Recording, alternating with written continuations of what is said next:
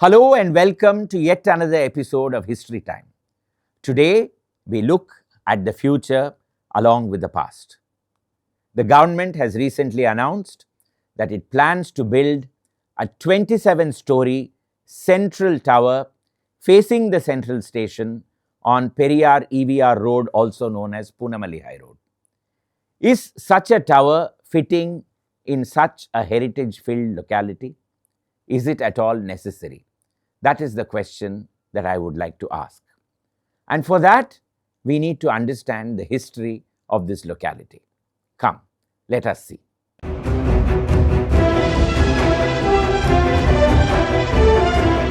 Punamalli High Road developed as the road going west from Fort St. George. The Nayak of Punamalli was instrumental in the English getting permission to settle in Madras, and therefore the road was very important. Around Fort St. George came up Blacktown, which we today recognize as Georgetown, and that was Madras of the past. In the 18th century, a wall was constructed all around Blacktown, and there was a gate that opened onto Punamalli High Road. Facing this gate came up the General Hospital in 1771. It had been in existence in Fort St. George from 1644, and then it had moved to several places, finally to Armenian Street, and then in 1771, it moved to Punamalli High Road. The gate of the fort that faced this hospital was known as the Hospital Gate. General Hospital developed into a big set of buildings. Of course, what we see there today is nothing compared to what it was in the past. Today, it's a humdrum concrete and glass building, but in the past, it was a beautiful structure. After General Hospital came up in that locality, gradually other buildings began to come up. Because the hospital was there, in 1835, when Madras Medical College came up, it had to be alongside, and that is where it continues to function even today. At the other end of Punamalli High Road, in 1821, the Scots got their church known as St. Andrew's Kirk, which is still standing, a beautiful landmark of the city. In 1855, close to the Madras Medical College, the Central Jail came up. Eventually, it would move from there in the 21st century to Pural, and the Madras Medical College would expand into that area as well. In 1859, Sir Charles Trevelyan, who was governor of Madras, decided to have a beautiful park developed on Punamalli High Road. Spread over 116 acres, this was known as People's Park, and that is what gave way to the place being known as Park Town, a name that it still enjoys today. People's Park gradually vanished because of other buildings. In 1873, Central Station came to be constructed here. It was the second station of the city, and soon it would become the main station for Madras city. Next to Central Station, in 1887, came up Victoria Public Hall as a tribute to Queen Victoria and as a town hall for the city.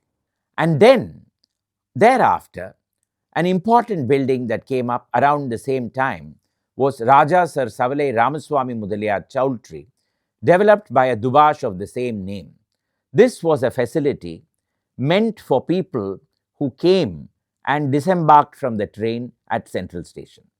Inspired by this, C. Abdul Hakim, a businessman specializing in leather, built Siddiq Sarai. Both these buildings stand even today. In 1913, Ripon Building came to be developed alongside Victoria Public Hall. In between Central Station and VP Hall, in 1898, the principal market of the city was built, and that was Moor Market. Even today, though it doesn't exist, it is still remembered. There was a time when you could buy anything you wanted in Moor Market. Old gramophone records, clothes, meat, fruits, flowers, birds, books, imported toys, everything you wanted, you obtained in Moor Market. It was a beautiful red-coloured building, a truly an architectural marvel and a landmark. On the other side of Central Station came up the South Indian Railway headquarters. Therefore, this entire area came to have a number of beautiful buildings, and it also became a very important location for the city. Matters continued this way till 1985. That was when the railway wanted to expand, and it began to eye Moor Market. Moor Market could have been evicted of all its shops, and eventually it could have been made over into a beautiful railway terminal, but that was not to be. One night in 1985, Moor Market mysteriously caught fire and was gutted, and it was entirely demolished, and the new suburban railway terminal came up on its place. When you look at the building architecturally, you can see that it has nothing in common with all the other Indo-Saracenic buildings that were constructed on the same road. It stuck out like a sore thumb. Eventually, when the jail left this area, the Madras Medical College expanded into it, and it too put up buildings that were completely out of sync with the rest of the buildings in the area. But all these buildings, even though they were poorly designed and had no architectural similarity with the rest of the buildings, were not very tall, and they were not obstructing a line of sight or a vista. And today we are going to have a 27-story structure right behind Raja Sir Savalai Ramaswamy Mudaliar Chowdhury, facing Central Station. It is necessary to ask the government whether it is at all necessary to put up such a huge building. What are the reasons for the construction of such a building? The first reason given is that it will provide parking facility. Very well. You can have a single-storied building for parking, double-storied, 3 floors, 4 floors, 5 floors. And what do you have after that? And then the rest of the building apparently is going to have government offices and private offices on rent. The question is, where were all these offices before? They were not in this locality. When this building is constructed, they will all come here.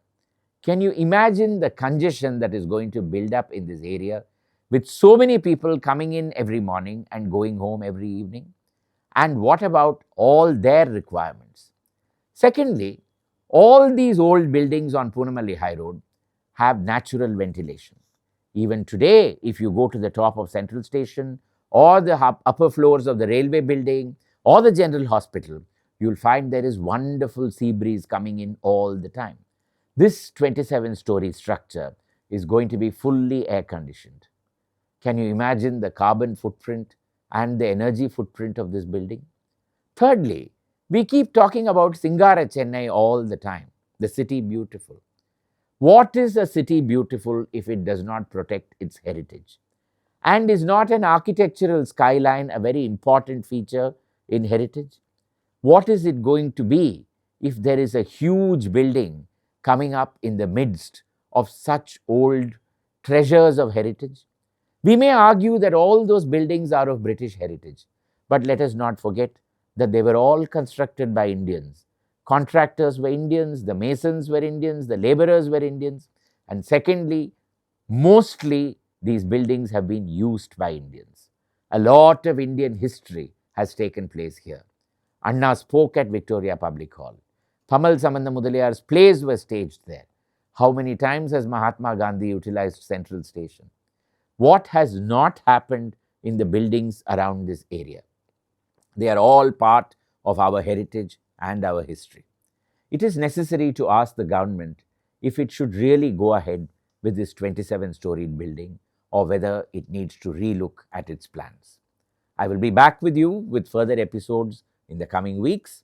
In the meantime, if you like this episode, share it, like it, and subscribe to this channel. Bye for now.